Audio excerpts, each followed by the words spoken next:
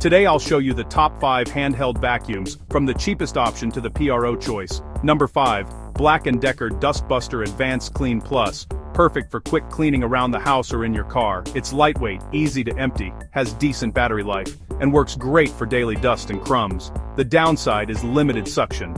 Number 4. Black & Decker Pivot. Designed mainly for cars, it has a rotating nozzle, comfortable grip, useful attachments, and a compact body.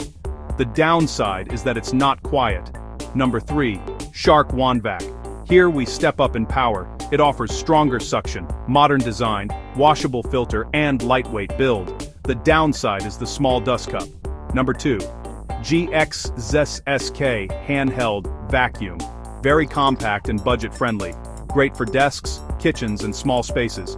It's practical, fast to use, and comes with multiple attachments. The downside is moderate power. Number 1. PRO. Dyson V7 Trigger. This one plays in another league.